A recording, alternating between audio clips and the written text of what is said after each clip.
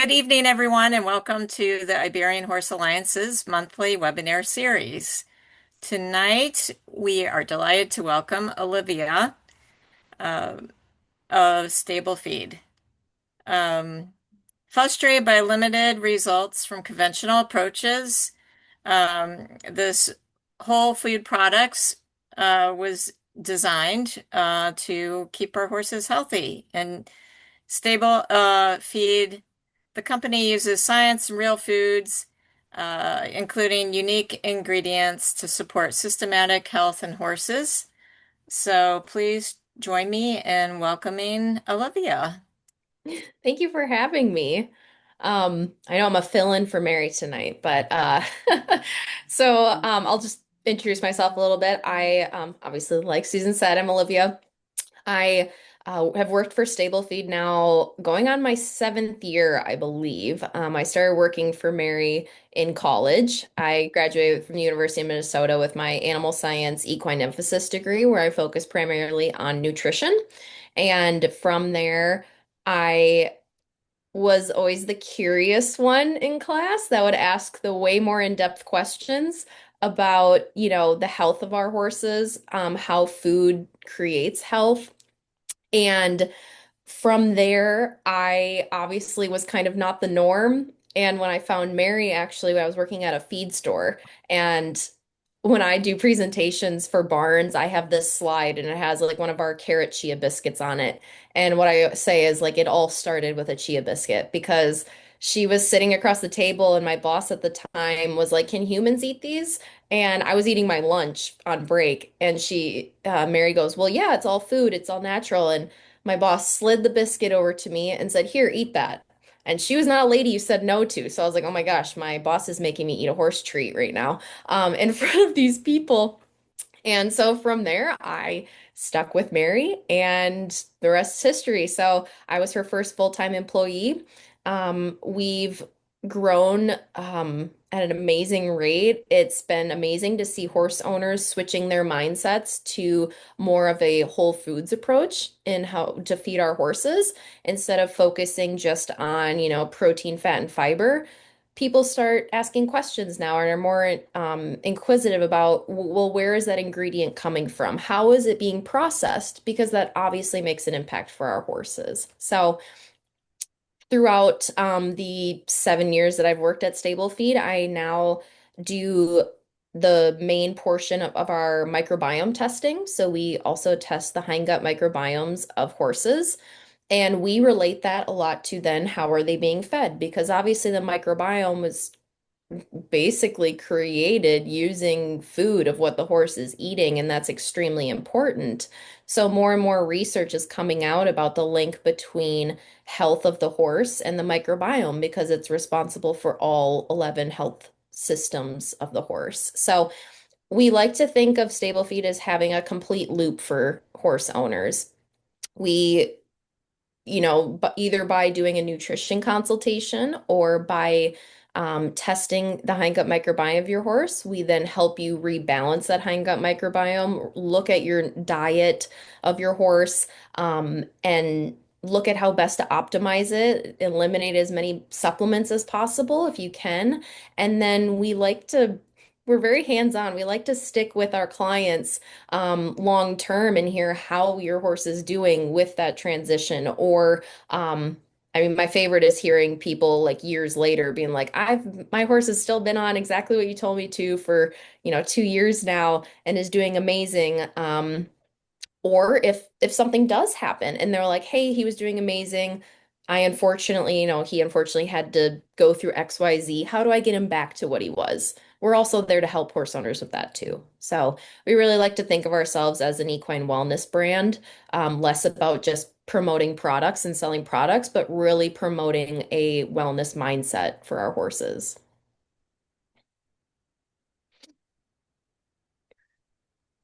Oh, hi, Lisa. I saw you turn your Well, thing.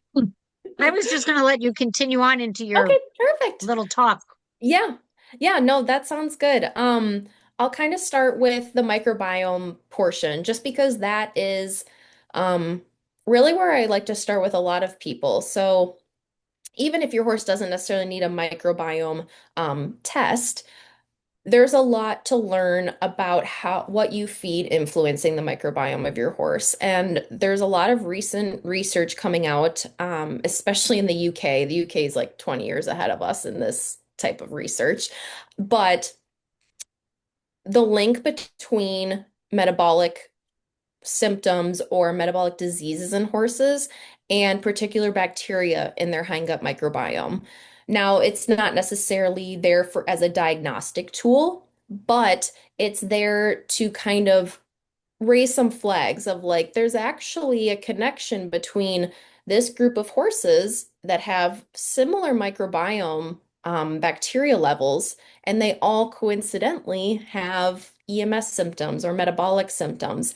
And so through using food, we can help to rebalance those bacteria for that horse.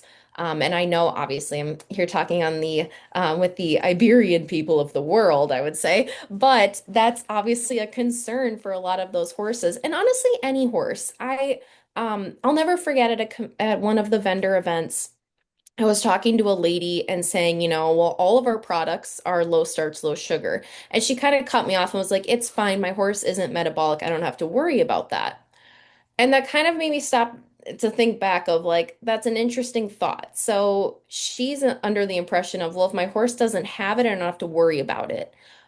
I'm more proactive and I'd rather feed better now so I don't have to deal with those issues later on. And the microbiome part of it really helps in that. It helps for horse owners to be proactive. For example, today I had a consultation actually, literally this morning, with a lady who her horse, she said, well, his blood work, isn't testing metabolic, but he is a breed that's more susceptible. And so I do my best to make sure he doesn't fall into that range. And it's all about management at that point. And I said, perfect. His microbiome did actually show just slight elevation in those microbiome or those bacterial markers for EMS in horses.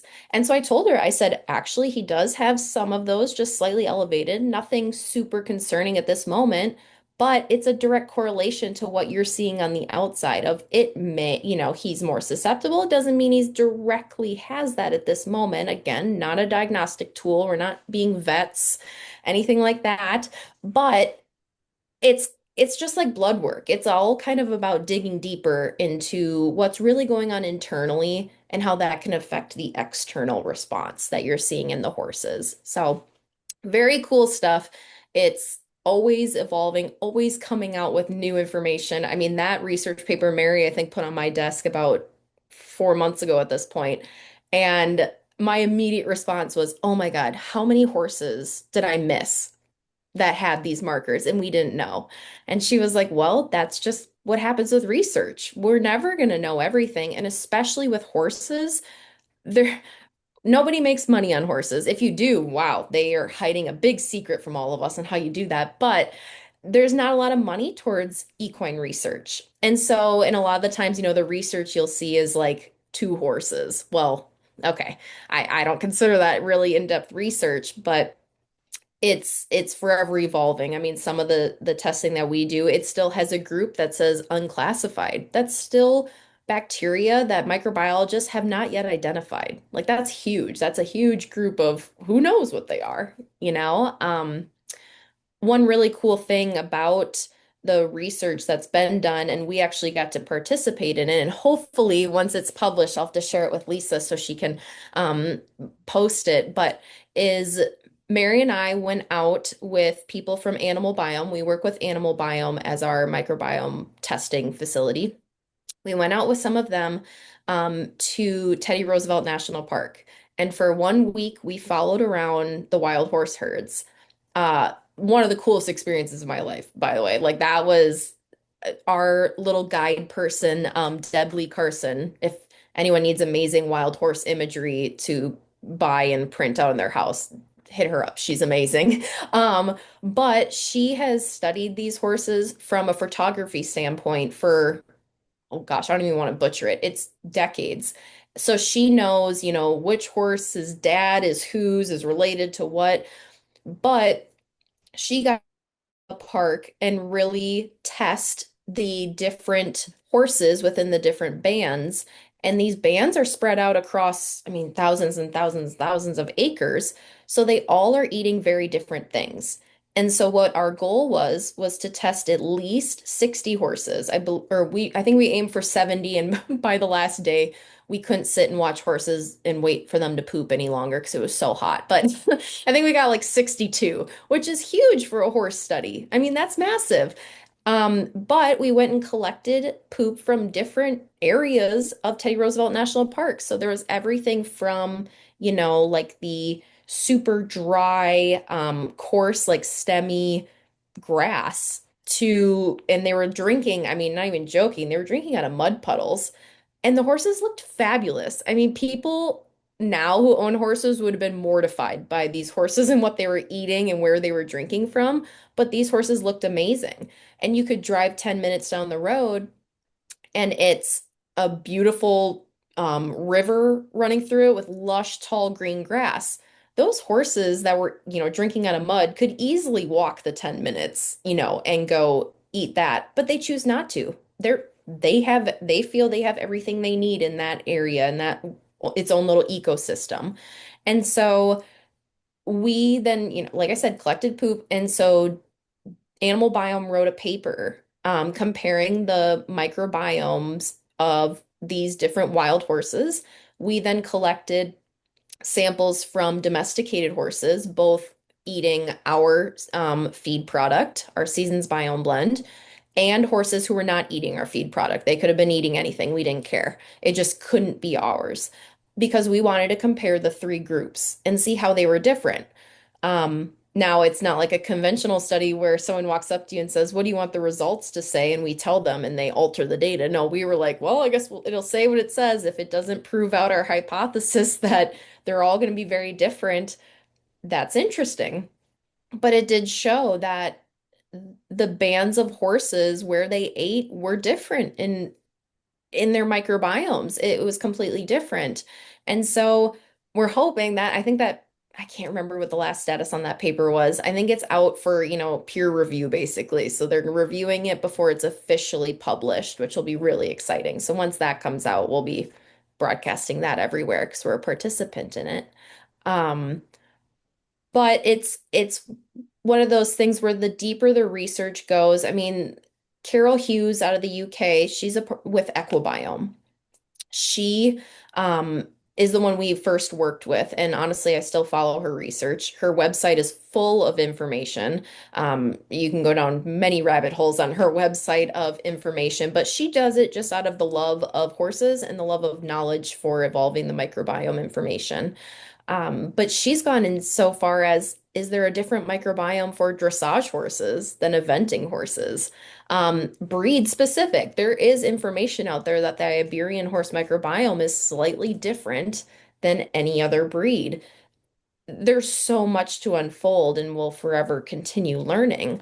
But I like to think at StableFeed we have one, I would say, not to toot our own horn, one of the better grasps on where that direction is going, where we can look at a horse as an individual rather than grouping them as a whole. And that's how we do our protocols. So we do our protocols based on that individual horse. If your horse doesn't need a specific product, I'm not going to sell it to you. Even our own products. Mary will say this too. We're terrible sales reps sometimes for our own products, but if your horse doesn't need it, I'm not going to sell it to you because I know the honesty is important to people. We get pitched and marketed to as equestrians or just humans in general, so much that it's kind of just noise. You don't know what to trust. You don't know what's right. And so we pride ourselves on looking at the research behind the product, behind the ingredients. We're extremely particular about the sourcing of our ingredients. Everything has to be clean, nothing has to be sprayed, because those sprays have actually been linked in studies. The Morris Animal Foundation did a study linking chemical residues in influencing EMS in horses and being the cause of EMS because they're endocrine disruptors. So the more this research comes out, the more nutritionists and vets are saying, horses are getting sick because of what we feed them, but no one's changing the feed. The supplement industry is just exploding. Well, why aren't we changing what we're feeding them? And that's really kind of the forefront that Mary started with was like, well, why aren't we changing the food? Well, we can do it. Why is it so why is it so hard for everybody else? And unfortunately, the reason it's so hard is because companies want to maintain their profit margins and, pay very little for ingredients and sell it for a lot. We are polar opposite in that mindset. We source real, clean, whole foods to make all of our products, every single product. And every single product, like I said, is low starch, low sugar, not because that was like our primary focus, but because we use foods and don't have to, drench stuff in molasses to get horses to eat it or anything. They all like it because it's food. So, we have our full range of chia supplements, and then our forage products are based in sainfoin. Sainfoin is an old forage legume. It's beautiful. It's a bright pink. If you have look it up, it's an amazing, beautiful product. We got so lucky with it being pretty. But it's was originally fed to hardworking horses. But when the industrialization happened and alfalfa was created, and alfalfa you can get, I mean, here in the Midwest, we can get up to 6 cuttings of it. Sainfoin kind of fell to the wayside because you can only get one, maybe 2 cuttings off of it. Otherwise, you stress the plant too much. So that was just kind of like meh, tossed off because no one can make big money doing that. But it's amazing for horses because it's non-gas producing. So when your horse eats it, it mitigates for gas production. A lot of times alfalfa can cause gas production in horses. It's a natural wormer, so it's a natural anthelmintic. It has a higher tannin level, and it's not too high of a tannin level. We've gotten some questions recently where people are like, "Well, I read high tannins are really bad for horses." It's one of those things where obviously, yeah, too much, yes, can be bad, but this does not have those levels. It has just enough that what it does for the, worming portion is the higher tannin actually either doesn't let the larva hatch, or if the worm is there, it actually degrades like I don't know if they have noses. Like the point that where it attaches to the gut lining, it actually degrades that so it can't penetrate the gut wall and the horse then eliminates it. So we've tested, I mean, our own horses are our perfect guinea pigs for it. But we've gotten numerous people who are like, my horse was maybe a heavy shedder and now isn't after being on the Sainfoin, which is really cool. The way we process it, we don't use binders, we don't use preservatives. It's 100% forage, what you see is what you get. There's nothing else added to it. And then we've been expanding that product line. So we had a lot of requests from people who are like, my horse just doesn't need like really easy keeper horses. My horse just doesn't need the straight Sainfoin, but I want the benefits of Sainfoin. We're like, perfect, we can do that. So we created the Sain Forage product, which is 30% or 35% Sainfoin, and the rest is a grass blend with just a titch of alfalfa because that used to be grown in the field where our farmers or our growers had it, and we don't spray. And so he's like, well, there might be a couple alfalfa plants out there. And we're like, that's okay. The diversity is good for the horses.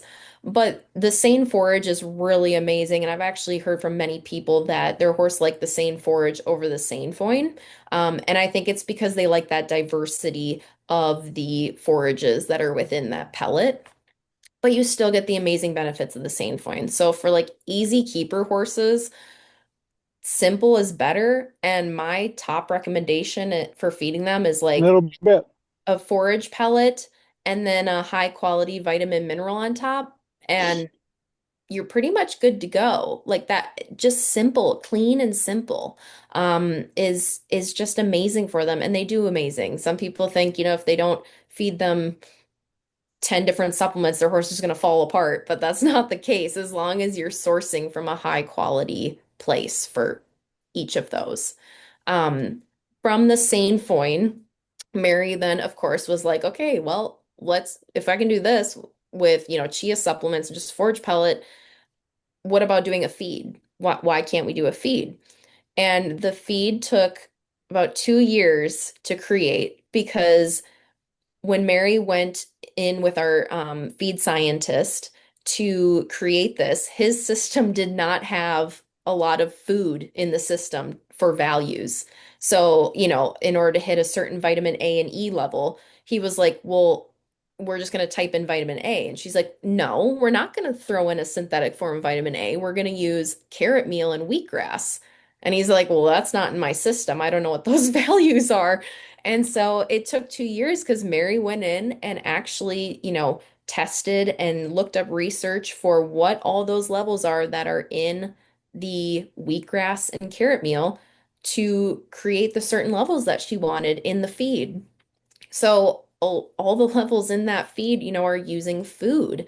Um, you'll see on our social media right now that we actually we used to call that product the Seasons Biome Blend Feed. We have gotten so many requests, and it was kind of a test in the market to see if it would be accepted by horse owners to change your horse's food seasonally. Mary was like, I don't know, this might be some kooky idea that I have, and no one will be receptive to it. But turns out people are almost too receptive to it to the point where um, we start getting requests for, in Florida, it's spring before it is in Minnesota, that's for sure. And they're like, well, I want spring now, but you only have winter available. And being a very small company and also quality control is huge for us. We didn't want to overproduce for what we needed because we want it to be fresh when you get it. So we didn't have all 4 seasons just on hand all the time. We only produced as we got low. Like when we had 2 pallets left in our warehouses when we ran the next batch. Like we're very quick with the turnover. And so in order to accommodate those requests of, or if your horse doesn't like the fall blend, for example, well, then they were like, can I get a different one? No, I can't just make a 20-ton batch just for your horse. So we separated out our seasonal herbs from the base Seasons Biome Blend. So the base Seasons Biome Blend is where all the nutrition is. A lot of people thought that the nutrition came from the seasonal herbs, and that's not the case. The herbs are great for the microbiome and for actually new research that we just did, and I'll get into that after this. But the base is where every single part of the nutrition is that Mary created. It's an amazing, amazing base food for horses. And so what we did was we separated them out. We actually kind of improved She's it. I hate talking to horse say it. It was a pretty amazing product, and Oh, you got my sweatshirt. It's gonna I'd get argue we cold. made it better. Um, and Ah, oh, ah. I'd argue we did make it a little bit better, and we added in the same forage into that forage blend or into that feed. We bumped some of the values that we wanted to bump based on what we've seen in the equine market space for needs for horses. So everything in there is for a purpose, and our feed is 76% bioavailable. And what that means is your horse will digest and absorb 76% of that feed. Fun fact, most feeds are between 30 and 40%.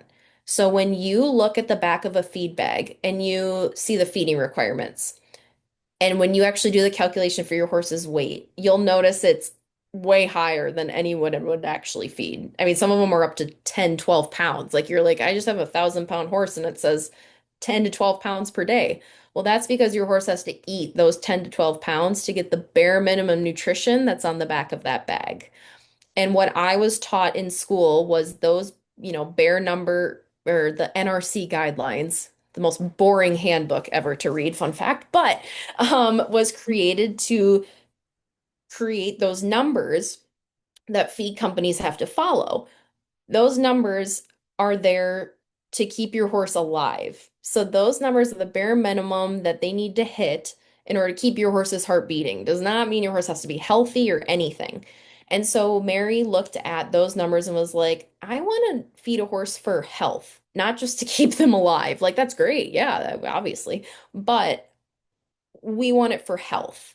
We want it for full wellness of the horse to feel its absolute best, not just hit bare minimums. And that's another huge part of our of our marketing is, sure, you can feed something else to hit bare minimums, but we truly believe in overall wellness and feeding your horse for their health. So the new feed is called Fundamentals, is what it's called. It does have a base herbal component that stays the same all year long. So you don't have to worry about switching it. You don't have to do anything like that. And then we have our separate herbal supplements that are each of the seasons. And we still call them seasons biome blends, but they're now supplements. And you just feed 1 scoop per day to your horse. That way you can feed any season you want. I don't care. You can feed whichever season, but they are created for a purpose. There is a specific purpose to them. But a lot of people at first were kind of confused if they have to do the seasons or can they just do the fundamentals or things like that. So I'll touch on that briefly. Is you could just do the fundamentals and your horse will do amazing. Absolutely amazing. If, for example, you have one of those easy keepers I was talking about and you're doing the forage pellet and a vitamin mineral, but you want the seasonal adaptation, well, then do the seasons blend supplement along with it. Perfect. Your horse gets then that seasonal transition with those herbs, but maybe necessarily doesn't need all the nutrition that comes with the fundamentals. Or, you could mix and match. There's just so many ways. And that was really the purpose. Another purpose for us separating it was the customization it gives people. You can customize it to wherever you live. You can customize it by your horse. Doesn't matter. The science aspect behind the Seasons Biome Blend. So Mary looked at, the study of what do horses eat during particular times of the year? What is the purpose behind them? What are they seeking out that, for example, Monty, Mary's German riding pony, why does he eat a dandelion for like the dandelion's growing for like 1 month and then, the next month he'll completely avoid them. He won't even go near them. Like, why is that? So the horses obviously run on the circadian rhythm and they live outside. But Mary was like, okay, but what about that food is what they want? Like, is it actually the dandelion or is it the compounds in the dandelion that they're seeking out? And that's the case. We ran, it's called metabolomics. It's a big fancy test you can run. It's very expensive, but we ran it on the Seasons Biome Blends because Mary was like, I want to prove out, or it might disprove me, who knows, prove out why each of these supplements is different. Why is, the fall different than the spring, different than the summer, and different than the winter? And are they all four very distinct? And they are. We got this report back, and I mean, each of the reports for each product is like 70 plus pages. It's a mega document that's very, very specific, but it shows what specific metabolites trip in the body and what system it trips. So it's very cool to see on these graphs that, oh, like this particular season is more prominent in tripping the immune system and the metabolic system, where, another one might be targeting detox pathways. It's very distinct. And we're still in the process of like creating a more customer friendly forward facing graph to demonstrate all of those for each season. But it's very cool because it shows that you can truly customize it and know my horse is getting something different. It's not just, three different herbs in a bag. There's a purpose behind those three different herbs and what that does for your horse. So that is going to be a whole nother thing that on StableFeeds, on our website, social media, all of that information will be there. I'm pretty sure Mary's going to upload a pretty in-depth, longer document for people to look through if they're interested into more of the metabolomic testing. But we're actually looking into doing that testing even on our spirulina chia, because our spirulina chia clears sarcoids off of horses, which, if you don't know, sarcoids are a cancerous tumor lump that horses can get. And the spirulina chia, we used to joke at vendor shows that it does everything but cure cancer. And then those started falling off, and we're like, oh, what is happening? Like, what's going on here? And so we actually have a vet study, and that's also on our website, a vet study with sarcoidosis and how the spirulina chia clears sarcoids on horses. Now, that's a whole nother, chemical reaction going on. It's really the therapeutic grade of Manuka honey that's in that product that does all the heavy lifting. I've gotten recently some people messaging and being like, can I just buy regular honey? And like, why is your product so expensive? I can just buy spirulina, chia, and regular honey and put it into a bucket for my horse. You can't. I mean, you could go ahead. It's not going to do the same thing. It will not do the same thing. We are very specific in where we source the spirulina. It has to be extremely clean. And then the form of Manuka honey has to be that therapeutic grade. It's plus 16 or higher is what it has to be. So that's the UMF factor, unique Manuka factor they created for it. Antimicrobial and antibacterial properties are huge for that. I tell people we literally order our Manuka honey from the bees in New Zealand. I'm not even joking. We place a purchase order and it goes to them, and they sometimes call us and they're like, hey, it's going to ship a little later. The bees are still working. Like, okay, like what am I supposed to do? Like what am I supposed to tell people? Well, and some people kind of laugh and are like, oh, sure. Well, when is it, coming? Well, got to talk to the bees. Um, But that Manuka honey, what it does is it actually, that product, it identifies the sarcoidosis. It's a virus in the body, for layman's terms. It's a virus that the horse's body is not identified as being like, hey, we need to get rid of. It kind of floats around in there, multiplies, does its own thing before you see it on the outside of your horse. And at that point, you really don't know what the viral load of that horse is. You're just kind of seeing the external. And the spirulina chia identifies the virus and kills it from the inside out, is the process. So some of them are a little bloody, for lack of a better word, because there is a lot of blood going on there. But when you see, horses that maybe have surgery to take the sarcoids off, the reason a lot of those come back and even come back bigger is because when you think about it, you're creating a wound by cutting into it. And then if it being a virus, it then feeds on and gets flooded to that wound to heal. Well, then you have a bloom of a new sarcoid. So, that product is absolutely amazing. It's our best-selling product for very good reason. That and then the boosted, we have a boosted form of it that has twice the amount of spirulina. But that, along with our Sainfoin, have quickly jumped to the top. Sometimes it's a race for that. I mean, our Sainfoin, we sell it through Smart. Well, I always want to say Smart Pack. It was Smart Pack. It's still going to be Smart Pack to me, but Smart Equine. Um, the response we've gotten with that has just been amazing. And I think it's just because a lot of our products are suitable for any horse. When people call and say, well, I have a senior horse and I have a 4-year-old. What do I feed them? Like, I, I, feed the 2-year-old the same thing I feed the 21-year-old. Maybe they get different amounts, but they get the same food because food is food to them. I don't need, maybe they need a little extra, you know, fat or something sometimes, but they get the same food. Um, I of course look at them as individuals, but either way, it's good for them. That either way, that's the same food they should be eating and what they should be getting. So that's sometimes kind of concerning to people when they look at our website or listen to Mary and I talk, and they're like, "But you only have one feed, but I have like this horse, and this horse." Yep. Our rider, Elisa Wallace, is actually a great example of that. She is a 5-star event rider, but she's also a Mustang trainer. She has everything from her retired 5-star event horse, her current 5-star event horse. I don't even know how many Mustangs she has at this point. She's one of those where she intends to sell them, but somehow collects them at the same time.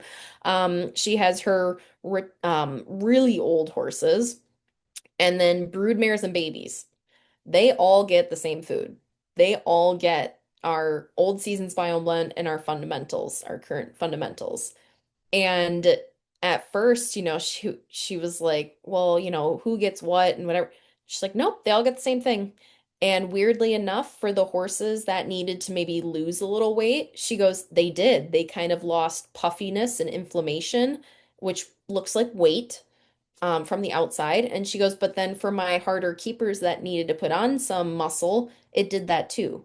And that's really where the bioavailability comes from for helping to put on the top line and muscle for those horses, but also the anti-inflammatory component. Because there's a lot of products out there that market themselves as anti-inflammatory, but then when you look on the back of that bag, if it's higher in omega 6s than omega 3s, it's not anti-inflammatory. That's inflammatory to the body. So everyone out there, don't fall even for my marketing. I prove myself out on the label, but any marketing put on a bag, flip it over, or if it isn't on the bag, call the company and say, "Hey, have you done omega 3 and 6 testing? If so, what are the levels?" Because you want that omega 3 to be higher than the omega 6.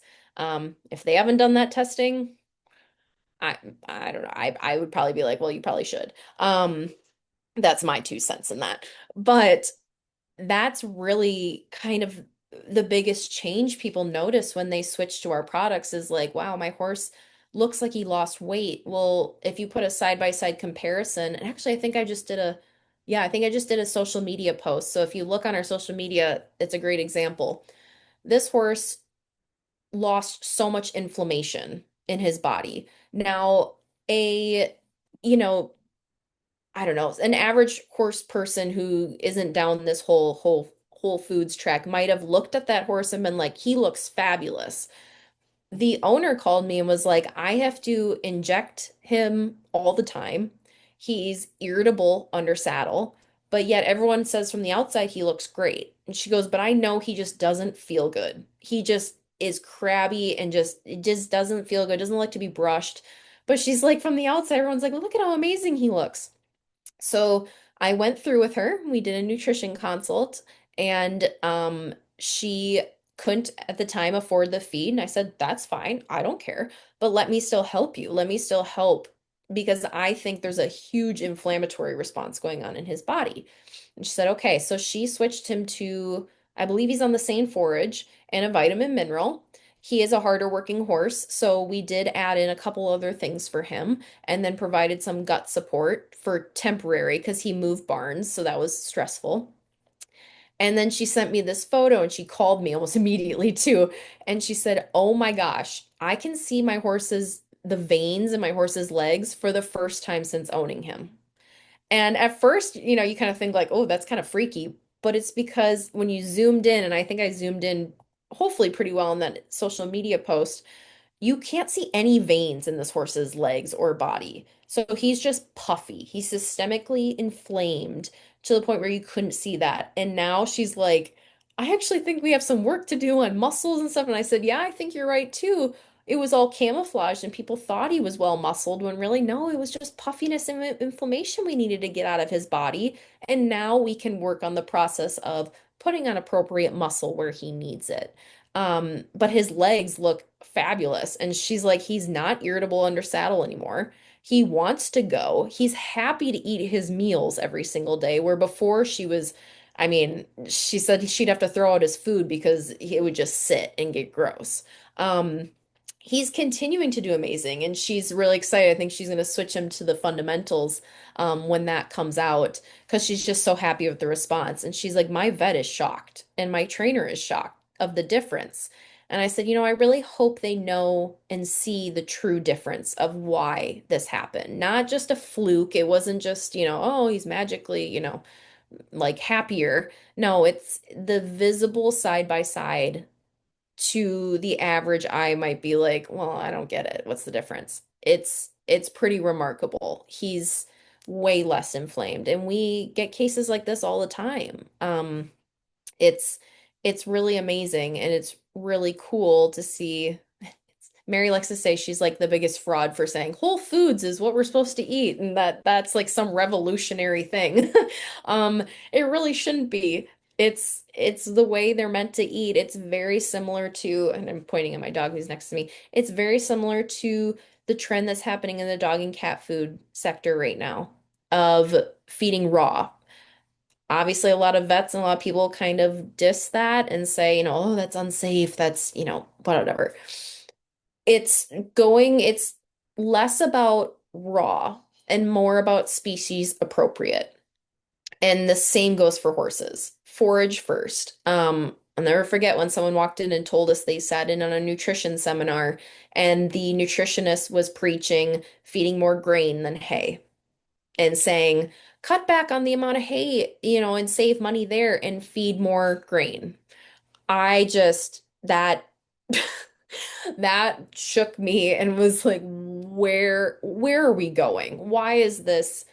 What is happening right now? Um, just no, that makes zero sense. That makes absolutely no sense. So when I did a marketing campaign of, feed your horse raw, it was one of those where I got both good and bad reactions, but I got people talking, and that's really what I wanted to do. I wanted to get people thinking because I talked with a client and I asked her, I'm like, can I use this in marketing? I said, it's gonna be everywhere. I hope you're okay with that. She's like, that's fine. But I was talking with a client. She said, you just completely switched my brain. And I said, well, how so? And she goes, I foster dogs. And the second they enter my door, they are switched to a raw diet and they do amazing. She goes, why is that a hard switch to make for my horses? Why is that? Like, why is that difficult?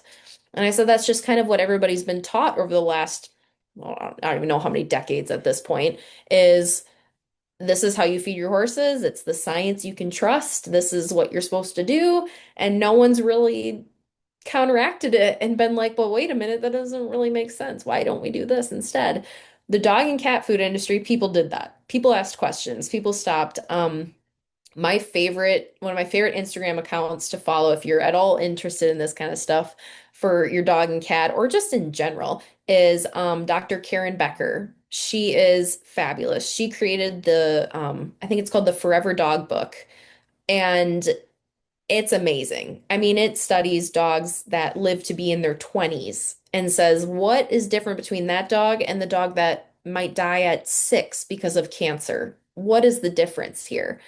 And, obviously some of those are going to be genetics and things, but a lot of those dogs had the common trend of they were being fed a species appropriate diet. They had, you know, maybe didn't visit the vet as often. They didn't go there for a whole bunch of things. They lived the life of a dog. We want to try to mimic that as much with our horses. I envy the people who have those amazing track systems. Oh my gosh, I got sent a picture of one from a lady the other day and I was envious. I was like, when I die, I'm coming back as your horse. I want to live out there. Um, it's amazing the new systems that people are kind of coming up with to try to go back to the way our horses should live and the horses how they live when they're out in the wild is they're meant to be trickle feeders. They're meant to walk around and eat 20 different plants in a day. They're not meant to sit at a round bale for, 23 hours of the day and then put in a box stall. Or I have had microbiome consults where I've had to tell an owner, I'm sorry, but in my opinion, your horse should not be spending 80% of time in a stall and 20% outside. I'm honest with people in that way. And like, I can't change that for the horse. I can't supplement your horse to make up for that. Your horse wants to be outside. Its microbiome looks stressed. It wants to be outside. Um, Obviously, that's not the case, and some people don't have that ability. But I think starting with the diet is one of the first places we can look to hopefully help our horses and, not necessarily use the word prevent, but do all preventative measures to have our horses be the healthiest and live as long as possible because we love them and they have the ability to live as long as possible. I've talked to people that they have horses in their 40s. It's amazing. And they'll tell you, I don't really do a whole lot for them. They kind of go out and live in a pasture and eat some hay and that's it. They don't get, 10 smart packs a day. They just don't. And they live to be 40 plus. So they're amazing animals, and I think circling back to, species appropriate diet first. And that's where my whole, raw marketing campaign, I'm glad it kind of ruffled some feathers for people because I want people to think, don't think raw for your horse. No, I'm not. One lady I literally had to say, I'm not saying feed your horse raw meat. I had to go that far. That's how far these people went. Um, I'm not saying that. Like, calm down. I'm just saying, look at their food. Is it as raw as it could possibly be? Is it as species appropriate as it could possibly be? Because as domestication, we can only do so much, but are you doing the most possible? And especially the most possible that you can afford too. Horses aren't cheap, so I get that.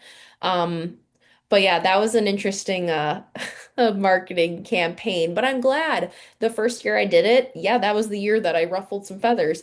But this next year, I got a great response from it because I think that evolution is happening in the horse industry. I think owners are expecting more, they're wanting more, they're asking the questions, they're demanding better.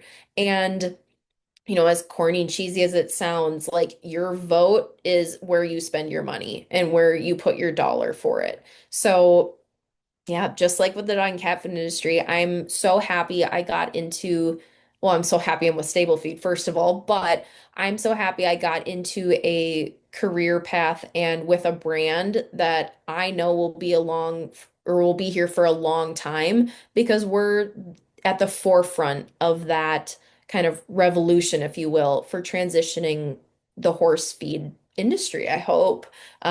I hope to be around with it for as long as possible. Um, that's my plan anyway. So you'll probably see my face with StableFeed for a very, very long time, and that's the hope. But it's really cool to be a part of it because I definitely was a big mentor, a big part of it for my dog. And even working at a vet clinic, I was a big pusher for it, even though I was told not to be. I'd call owners in my car on my lunch break and tell them, hey, switch this and do that. Um, but hey, those solutions worked for those people. And the vets were shocked when they came back in and said, wait, you haven't refilled your allergy medication for him in a while. Like, why is that? And they'll be like, oh, I switched his food. And they just kind of go, huh. And I'm sitting there going, yay, that was me. Yay, good job. Um, but I hope, anyone I talk to and anyone I can at least get thinking about the change and thinking a little deeper into what we're feeding our animals and why it's making them sick and why we should be demanding companies take that seriously is a huge passion of mine. That's obviously that's been with me even before I knew it, but it was with me throughout school and it continues to this day. And I love finding more and more people who believe the same thing. And it is happening. I will say that I don't know if anyone else can attest to it if they've been to vendor events, but or shows, is that push is happening. And it's pretty cool to see because when I started with Mary now almost 7 years ago, it really wasn't. We were kind of an anomaly. We were kind of like the weird kids, like promoting food. But it's happening now with horses. So it's very cool to see. Lisa, did I miss anything that you wanted me to talk about? I just No, but I will tell you that one of the comments from Equine Affair this year is where was Stable Feed? really Yes, yes. So in you left Ohio? an impact in Ohio. So you got Yeah, to come to well, Massachusetts with us. yes, no, I told them, like I said, they felt really bad. They did forget about us, and the spot where they were gonna put us just didn't make it worth it for us to be like to make the trip from Minnesota. So we told them, okay, well, make sure we're on the list for next year because we have a great time at the Equine Affair, both shows. We did Massachusetts twice, and then we like to kind of keep moving too. We like to circle back after a certain amount of time, but we were It like, was a hey, mess last year, so you oh, didn't miss much. okay. We like to circle back. And so we were like, let's try out Ohio because we are starting to get into different disciplines too. So we're actually very excited. Next month, we're going to the NSBA World Show. to kind of have our first big step into the Western market. And the lady who's the sponsorship coordinator is pumped to have us there. Like she thinks it's amazing. She's like, we don't get new companies coming into these places. And so she's like, I'm going to give you access that no one else has where you can drive into the barns and talk to people. Like she's amazing. She's going above and beyond for us, but because she thinks it's so cool. She's like, I love seeing new products and new companies and she actually feels the same way. She's like, we have to change the food of what we're feeding our horses to make them healthier. So, we're very excited to kind of be diversifying out of Mary originally started kind of in the eventing world just because she knew someone in there. So we were big in with that group. But the Western marketplace, I think, will also be really accepting of us because they're big forage feeders. I mean, they're some of them just feed alfalfa pellets, and that's it. I mean, that's wonderful. So I think we'll be really well receptive. But Equine Affair was really fun 2 years ago when we went. Um, it's fun seeing a lot of new faces and then also hearing from people walking by being like, "Oh, I feed your stuff. It's great." I'm like, "Oh, awesome." Or people will walk up and say their names and it's like, "Wow, I've talked to you so many times on the phone or emailed with you. That's what your face looks like." It's just crazy because it's just Mary and I. So if anyone inquires at StableFeed and calls or emails, it's literally the CEO or myself. That is who you'll get. So it's pretty fun to get to meet our like lifelong clients and hear everybody's stories because that's why we do this.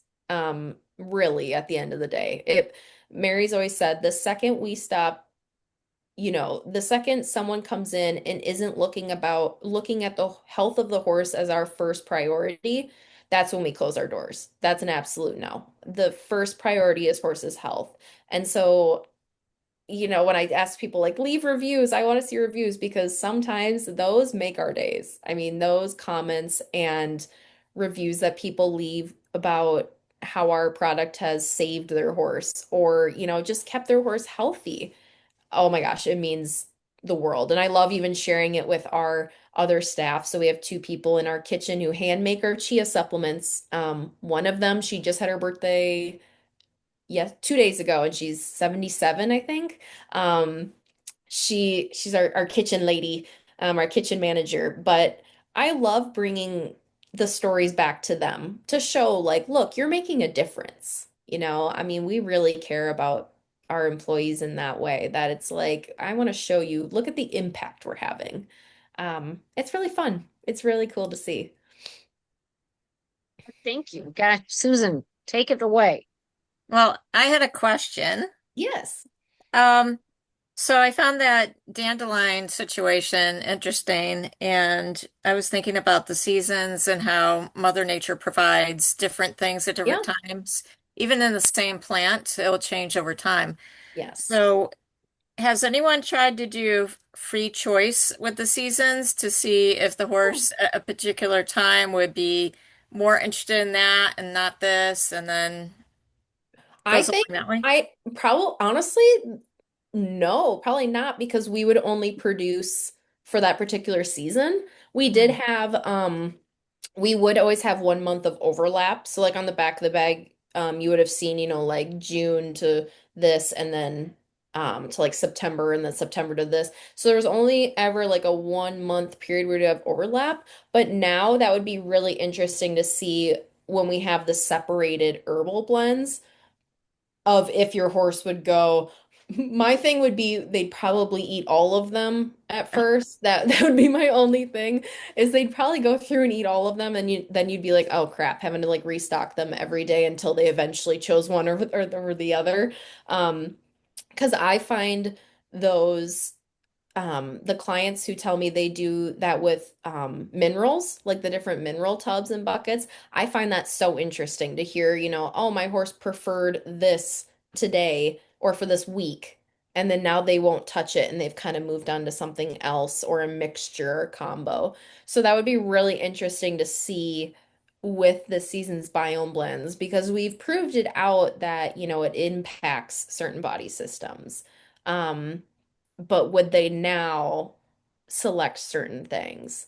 I'm not sure. That'll be something really cool that I'm sure Mary would love to sit and watch the horses do that, to see which ones they would choose because they are distinctly different. Um, and yeah, no, that would be super interesting. Because yes, I don't see why not. Eventually, I don't see why not. My horse would definitely eat all of them all at one time. So that would be my concern. But yeah. Okay, Yeah. thanks. Yeah, you know, you're welcome. We'll have Olivia, to Uh, I've do got another research study. I've got a question. Yeah. You talked about when available. So y'all are changing out stuff or stuff's not available yet. Yes. Tell us a little bit about that and Yeah. when Yep, it's so coming. we have the fundamentals will be released and then we just want to do a changeover because I didn't want it to be too confusing for people of like having both available on the website. To me, that was just going to be a very confusing process. So because we are or our biggest distributor is Smart Equine, we also kind of had to work with what they had inventory wise. So again, that people didn't get confused looking at our website versus theirs. And so they had planned for like a mid-August release date of when they thought, okay, we'll get through our summer blend and then we can start informing our customers because they have that auto ship service set up. So I get that. It's a little bit more complex. We did have to kind of bump our release date back a little bit due to just some manufacturing issues. But once that's like 100% available, you'll be able to get the summer seasons biome blend. We have that. We've actually have one of the bags at the barn right now, and we're taste like giving it to all the horses to make sure everybody eats it. We have that, so that'll be available and the fundamentals. And again, you can mix and match. We're planning to even have our own like bundle deal available on our website. So if you did both together, you would get a discount with it. We have to put all of that out there still, but I'm really excited because I do think it's going to be so nice for people to be able to customize their own feeding plan. It's and especially when I go through and do these microbiome consults, there might be a horse that I'm like, it really needs a bump in the spring through summer for immune support. And then maybe the horse doesn't need the fall and winter blends. Maybe not. Or again, I'll mention our rider Elisa. She was like she's in Florida in Ocala. She's like, I may end up doing the winter blend for only a month or so, and then switching immediately to the spring. She's just gonna base it on her horses and what she sees. And if that might actually be kind of an example, Susan, of if they eventually stop eating it, well then maybe switch to the next season. I don't know. It's one of those things where no one's done this before. And we actually are patent pending for this feeding system because no one has done a seasonal feeding system for horses. So we're really excited. It's been a lot of work in the making, but uh, once it's all said and done, it's going to be really exciting because the next step will be then with the fundamentals, we'll be kind of building out maybe other herbal supplements that you can use as a top dress to the fundamentals. Even we're looking at a metabolic one. We already have the beautiful artwork done for it for the front of the bag. It's my favorite by far. And we haven't released it yet. So it's like one of those things where it sits there and I even have the notebooks with it on it. I have the stickers with it on it. I'm just sitting and waiting, but that one is going to be a metabolic supplement. Originally we were going to do a metabolic feed, but I asked Mary, I was like, well, the fundamentals is already, quote unquote, low starch, low sugar. So it is a metabolic safe feed. So what if we just add the metabolic supplement on top that has all the herbs and we'll have prickly pear in there to support those horses? And so I think that's the route we're going to go. We will probably diversify the feed line just a little bit. We've looked at doing like a performance horse feed. We've looked at doing even just creating our own the Sain Forage with a vitamin mineral. That's probably going to be a product you'll see. So it's all about innovating and looking at new ways and different horses and what they might need. But at the end of the day, too, we're very aware and don't want to be the company that produces, 36 products for no reason. And they all have the same ingredient label. Like that's not what we want. That's what you see a lot of feed companies. If you actually, and actually dog food companies, that was my biggest pet peeve when I worked at the vet clinic, was turning the bags around and being like, the ingredients are exactly the same for this bag and this bag, but why does this bag claim something different than this bag? Like, um, it's marketing. It's all marketing. But so yeah, sorry, long answer, Beth, but that's the goal. Being a small company, gosh, we've had to flex and turn and pivot so many times, but we're very picky and we want it to be right, and it has to be right, and it also has to be right for the customer and not to create confusion because I don't want to do that. It's already a new kind of way of thinking, so it needs to be very deliberate on that side of things. So, yeah. Very cool. And I do love the bags. All of this. Yes. I've so wanted to like reach out and to see if I can find someone who will create those like tote bags. Like actually one of our distributors gave Mary and I for Christmas. It was our old Sainfoin bags that were a little more not a little more sturdy, but they kind of were. They were made of a thicker material. She had tote bags made with those, and Mary and I to this day still use them, and we get so many comments and compliments on them because they're the pink Sainfoin bags and they're just so pretty. But yes, that's, oh my gosh, there's so many merchandise things we want to do. I mean, the possibilities are endless. Mary's gone as far as like, carrot, our little carrot dude on like bedding and like sheets, or like she's thought about a horse bonnet where the ears are like the carrots with the little tassels and like the carrot dudes around them. Like, I mean, we go way down. We're like, oh, okay. And then we have to come back to earth a little bit and be like, okay, we have to, go hand make some chia supplements right I now. was I was looking at the website while you were talking. It's like, oh look, she has merchandise. Oh yes, there's a saddle pad. And what was on Yes. the saddle pad? Is that the carrot dude or Yeah, that's the chia characters. Yep. So, the chia characters, uh, I mean, they're iconic. We have the carrot guy on the side of a 14-foot, 7-foot tall trailer that we bring to local vendor events. And I drove that out to Montana, oh gosh, years ago now, but the amount of people that would drive by and then they'd slow down and you'd see someone in the passenger seat taking a picture because I mean the carrot dude is like massive on the side. It's great. I mean it's amazing. Our packaging has won 7 international packaging awards, Wow. including the Pent Award, which is like the top award you can get. Of course, we don't physically have the awards. The people who helped with the marketing have them. They're the company's Full Punch out of Canada that did this with Mary, and they did us as like a portfolio piece.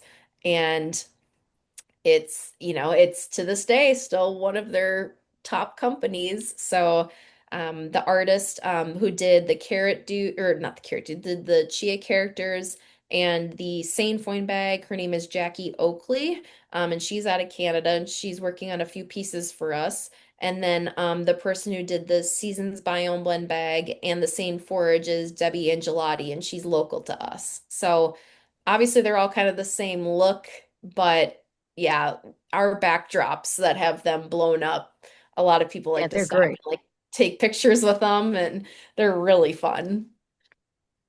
Yeah, they're great. Yes. No, I mean, merch is something we are. Oh gosh, we can't wait until we can press the go button for doing t-shirts and stuff. Mary and I were at the Kentucky 3-Day this year and walking around with our StableFeed shirts on. She has one that has, it's really cool. It's like a collage of all the characters. And then I have one that just has the carrot dude on the front. And the amount of comments we got and asking, where'd you get that? Like, oh, can I, and they knew who StableFeed was and was like, I would totally buy that. And so Mary and I were like, okay, yes, we need to pull the trigger one of these days and get a bunch of those shirts made. So I guess one more question. When y'all get to go in distribution, I heard you mention Smart Equine, your Yes. website. And then on our website, you'll see there's a locations tab. Mhm. That will bring you to all of our small mom pod distributors that we have. We that was a big thing when we signed with SmartPack was they are very respectful of the brick and mortars and the small mom and pause shops. And so they're like, nope, you obviously can still stay with them. And we love having them because there's still a huge group of people that would rather go in store than go online. There is quite a few clients that we have actually that said, I don't even put my credit card into my computer anymore because it's been hacked and stolen so many times. And so those people rely on the small mom and pop stores. We do have a few independent people too who just kind of sell out of their barn if there's no one close. We have plenty of those, but it's really cool. It's grown from word of mouth, and usually it's enough people that are requesting at a store is the reason why the store might reach out to us.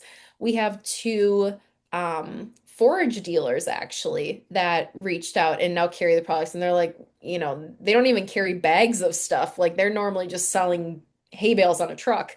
And they're like, I keep getting requests to bring your guys' stuff on. So, like, how do I do this? So, it's been really cool to see kind of the migration, especially too, of distribution. We even have a lady in Hawaii who is a distributor for us. Um, when Mary was out there, she goes every winter as a family trip, but she actually got to like go and meet them and like do a product presentation, which was really cool. So it's growing, and we want to keep increasing the distribution of that. That's not something that we're, dialing back by any means. Um, that's one of my hopes actually in August when we go to the NSBA World Sale or World Show is that we'll get some more distributors because they look at it as a cost to bring in products. So especially if something is quote unquote new, they're a little hesitant to bring things on because they want to ensure that customers will buy them. So more often than not, the way we get into these stores is when our customers go to them and are like, hey, I will buy this from you. If you bring this here, I will buy this from you. So there's a few that we've still been knocking on their doors to be like, hey, we have plenty of clients that would buy from you, and they still haven't took the bait yet, but we'll get them eventually. Florida is a perfect example. Getting into, the mecca of horse world, Florida, is actually very difficult. Fun fact, they don't just bring anybody and anybody's products in. Especially because some of the companies have their own standalone stores down there. Uh, we now have we'll be going into Wellington this winter, I believe, is when we're going to start at oh my gosh, I'm gonna forget what store it is, but they supply the big competition I place know down there's Gold there. Coast down there. Yes, Gold Coast. Yes. So we have spoken and gotten our foot in the door with Gold Coast, and they were like, look, will anyone else around here be selling it? And we were like, well, no. If you're in the middle, we're very specific too. You have to be a certain distance from another wholesaler because we don't want the competition. We want it to be kind of exclusive for those people. So we were in Ocala first, and when at Country Lane Tack and Luis, who's amazing there, he's absolutely phenomenal. He had a lot of clients that were going down to Wellington, and so he was like, people are loading up at my store just to go down there because there's nowhere to get it down there. And so he was helpful in finding a place to go down there and is excited because he's like, you gotta have it in more places for people to get it. But so that's the hope because we can't, I mean, being a small company, the whole concept of free shipping's not free, fun fact. No matter what, someone has to pay the shipping rate. And being a small company, we don't get the same shipping rates that these large other companies get, and that's how they're able to give you, free shipping is because they can kind of absorb that. So we try our best to do negotiations with the freight companies to get the cheapest shipping rate possible for us, but that's where we turn to our distributors and turn to places like Smart Equine. Is they can help us access so many more people than just our tiny little storing casts in Minnesota can. So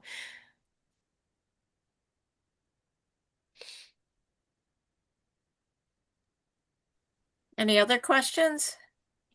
I was trying to unmute myself from the top bar. Doesn't work that way. they all have their different buttons in different places. Yeah. Well, if Awesome.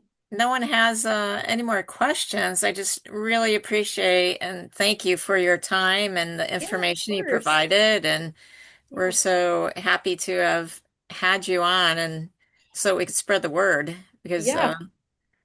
Yeah, definitely. No, thank you so much for having me on, and accepting me over Mary. No, she's the CEO, so it'd be fun. But I'm very happy I got to do this for you guys. And if anyone has any questions about any Stable Feed products, through our website, there's the contact form, there's the sales@stablefeed.com is the email. Again, it looks fancy. All of them come to me or Mary. So that's where it goes. Otherwise, any of our social media comes to us as well. So if anyone has questions, and we are kind of expanding our offerings, expanding our team so that we can help more of you, but we're always open to questions about products or how we can help your particular horse. So And I'll tag everything and put it in the end the of the Facebook video. homepage. Sorry. oh, No, go ahead. I think if you go to the Facebook homepage, you see Olivia on the homepage with the horse. Yes, that is a picture of me with Mary's Horse Montreal and like our first ever photo shoot for the company. So yes, you will see a picture of me. Yep. I'm sorry, Great. Lisa, you probably had something to say.